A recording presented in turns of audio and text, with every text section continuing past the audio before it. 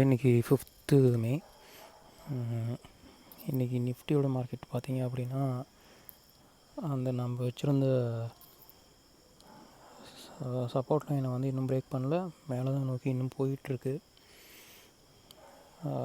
ஸ்ட்ராங்காக பழைய ஹையை பிரேக் பண்ணும்போது கண்டிப்பாக மேலே போகிற வாய்ப்பு இருக்குது.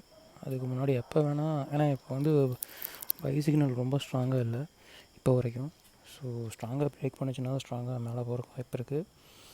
நெக்ஸ்ட்டு சென்செக்ஸும் சேம் அதே மாதிரி தான், அதே சப்போர்ட் லைனை பேஸ் பண்ணி தான் இன்னும் மூவ் ஆகிட்டுருக்கு. பேங்க் நிஃப்டி இன்றைக்கும் பிரேக் பண்ணவே இல்லை, மேற்கொண்டு மேலே தான் போயிட்டுருக்கு. ஸோ பேங்கிங் ஸ்டாக் எல்லாமே வந்துட்டு நல்லா பர்ஃபார்ம் பண்ணிகிட்ருக்கு. ஸோ மேலே போகிறதுக்கு தான் வாய்ப்பு அதிகம், ஏன்னா எல்லாமே கேப் அப்பில் ஓப்பன் ஆகி போயிட்டுருக்கு பேங்கிங் ஸ்டாக்கு. மேபி இந்த லாக்டவுனு ஏதாவது எக்ஸ்டெண்ட் பண்ணி எல்லா ஸ்டேட்லேயும் இம்ப்ளிமெண்ட் பண்ணி பேங்க்கெல்லாம் க்ளோஸ் பண்ணுற மாதிரி இருந்துச்சுன்னா ஃபாலோ ஆகிறதுக்கு வாய்ப்பு இருக்குது. மற்றபடி இப்போ வரைக்கும் ஸ்ட்ராங்காக தான் இருக்குது. அடுத்தது சில்வர் மைக்ரோ வந்துட்டு ஆல்ரெடி 2 சேனல் பேட்டர்னை தாண்டி இப்போ ட்ரேட் ஆகிட்டுருக்கு.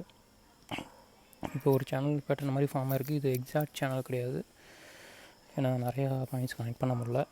ஸோ இதை பிரேக் பண்ணிச்சுன்னா மேலே போகிறதுக்கு வாய்ப்பு இருக்குது. பார்க்கலாம்.